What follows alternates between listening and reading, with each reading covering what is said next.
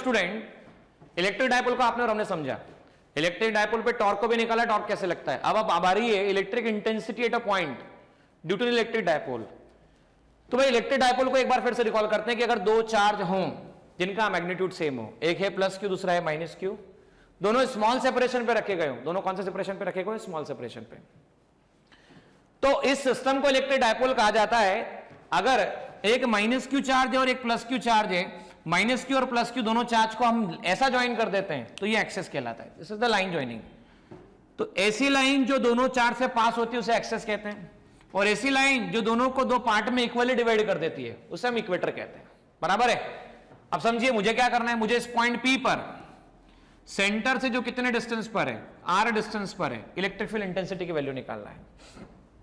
जबकि आप और हम जानते हैं यहां से यहां तक का सेपरेशन L है, ये सेपरेशन आपने L माना हुआ है। अब देखो मैं कई बार सिखा चुका हूं कि इलेक्ट्रिक फील्ड इंटेंसिटी की बेसिक डेफिनेशन पे गौर करो। क्या होता है डेफिनेशन? तो इलेक्ट्रिक फील्ड इंटेंसिटी का डेफिनेशन होता है force experience by test charge. तो भाई जिस भी पॉइंट पे फील्ड निकालना हो, अरे भाई जिस भी पॉइंट पे क्या निकालना हो, फील्ड निकालना हो, वहां पे रख दो टेस्ट चार्ज। रख दिया टेस्ट चार्ज। अब इस टेस्ट चार्ज पे बाकी अदर चार्जेस का इफेक्ट फील करो, क्या फील आता है। भाई ये पॉजिटिव, ये पॉजिटिव, भाई पॉजिटिव पॉजिटिव तो बी वाला पी को रिपल करेगा और पी वाला बी को रिपल करेगा। पर हमें किस पर निकालना है? हमें पी पर नेट फील्ड निकालना है।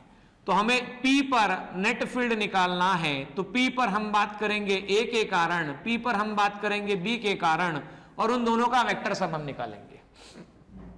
तो देखो P पर A के कारण, P पर B के कारण, तो B पॉजिटिव, ये पॉजिटिव, पॉजिटिव पॉजिटिव रिपल्शन, तो P पर फील्ड B के कारण प्लस I। अच्छा ये P पॉजिटिव, ये वाला देखो कैसा है नेगेटिव, नेगेटिव पॉजिटिव को क्या करेगा? तो नेगेटिव पॉजिटिव को अट्रैक्ट करेगा, तो अट्रैक्ट किया, तो electric field at P due to B minus I cap. अच्छा दोनों को प्लस ऐड कर दिया जाए तो P पर नेट फील्ड निकाला जाएगा। तो EPA ये रहा EPB और ये रहा EPA, ठीक है ना।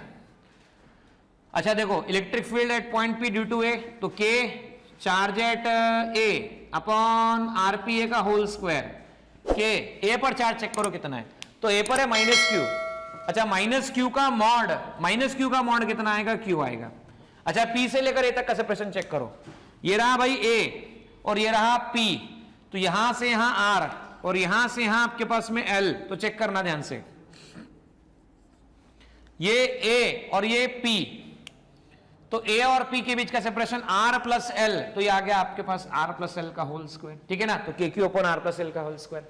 वैसे हम बात करते हैं electric field intensity at P due to B, charge at B का मैग्नीट्यूड RPB का स्क्वायर। अब थोड़ा समझना ध्यान से, B पे मैग्नीट्यूड भी Q ही है, बराबर, ये रहा R, ये रहा L, तो ये कितना आ गया भाई? ये R ये L, तो ये कितना आ गया? R minus L। वापस चेक कर लो, ये है R ये है L, मुझे P से B तक का सेपरेशन निकालना, तो यहां से यहां तक का निकालना है, तो R minus L, R minus L आपके पास में आ जाएगा, तो ये आ गया R माइनस L का whole square. Net field EPA, EPA को क्या कहा जाएगा? EPA with minus I cap और EPB प्लस I कैप। आइए P पर नेट फील्ड की हम बात करते हैं, हम लिख सकते हैं EPB minus EPA plus I cap, ऐसा लिखा जा सकता है। तो P पर नेट फील्ड की बात की जाए, P पर B की बात की जाए, तो KQ upon R minus L का square, KQ upon R minus L का whole square minus KQ upon R plus L का होल स्क्वायर, ये प्लस I कैप आ गया। P पर नेट फील्ड की हम बात बोले तो KQ 1 upon R minus L का whole square R plus L का होल स्क्वायर, ऐसा लिखा जा सकता है। P पर नेट फील्ड की हम बात करें जिसे कहा जाता है field along the axis, along the axis KQ, ये आ गया आपके पास में R प्लस L का whole square minus R minus L का होल स्क्वायर, ये आ गया R माइनस L का whole square R plus L का होल स्क्वायर। और आप तो जानते हैं बात अच्छे से कि A प्लस B का whole square minus A minus B का होल स्क्वायर, ये आता है 4AB, और A प्लस B और A माइनस B जो आता है सॉल्व करने पर वो आता है A square minus B square. तो electric field along the axis ये आ जाएगा आपके पास में KQ 4RL divide by R square minus L square का होल स्क्वायर। तो हम लिख सकते हैं इसे twice K Q multiply by 12 multiply by R square minus L square का होल स्क्वायर। सर क्या किया आपने ऐसा? देख रहे भाई 2 मल्टीप्लाई बाय 2 कितना आया? 4 आया। तो देख यहां पे 4 है, K की वैल्यू K है, Q है बिल्कुल है, अच्छा L है तो ये भी है, और R है क्या? तो ये भी चेक कर R है। सर आपने ऐसा क्यों लिखा? कारण सुनना, इलेक्ट्रिक डायपोल मोमेंट को लिखते हैं Q मल्टीप्लाई बाय 12, तो Q मल्टीप्लाई बाय 12 जैसे ही लिखा तो देख यहां पर क्या आएगा, electric field intensity along the axis आएगी twice KPR upon R square minus L square का होल स्क्वायर। तो twice KPR upon R square minus L square. अब सोचो बेटा, मान लो ये होता 1 एंगस्ट्रॉम में, 12 का वैल्यू होता 1 एंगस्ट्रॉम में और R होता 1 सेंटीमीटर में। तो भाई 1 एंगस्ट्रॉम और सेंटीमीटर को कंपेयर कर लो, तो सेंटीमीटर तो बहुत बड़ा हो गया 1 एंगस्ट्रॉम के कंपैरिजन में।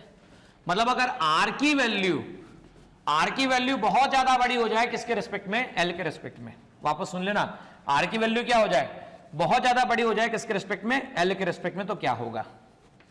हम ये देख सकते हैं electric field intensity along the axis जो हो जाएगा twice KPR upon R square minus L square का होल स्क्वायर। R की वैल्यू बहुत ज्यादा बड़ी हो जाए किसके रिस्पेक्ट में?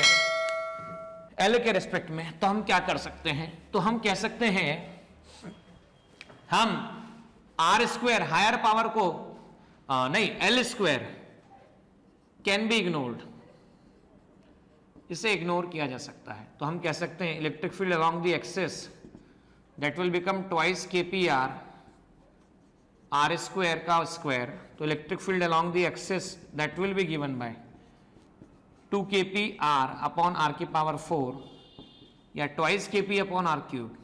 इसे कहा जा सकता है electric field intensity along the axis. अच्छा, electric field intensity along the axis में एक बार डायरेक्शन चेक करना, यहां पर प्लस आई आया था, और सिंपली बात ऐसी भी है बच्चों कि मान लो ये माइनस Q चार्ज है और मान लो ये प्लस Q चार्ज है। तो ऐसा मैं आपको सिखा भी चुका हूं। इलेक्ट्रिक लाइंस ऑफ फोर्सेस कहां से कहां होती है? तो electric lines of forces positive charge से नेगेटिव चार्ज की तरफ होती है। तो ये होगा पॉजिटिव चार्ज से नेगेटिव चार्ज की तरफ, मतलब इस तरफ होगी। तो ये होगी इलेक्ट्रिक फील्ड की डायरेक्शन अलोंग द एक्सिस। अब सिमिलर फैशन में हम electric field intensity along the axis जो हमने निकाला है, सेम पैटर्न पे हम electric field intensity along the equator भी निकाल सकते हैं। और देखिए इक्वेटर का केस, सेकंड नंबर का केस हम देखना शुरू करते हैं।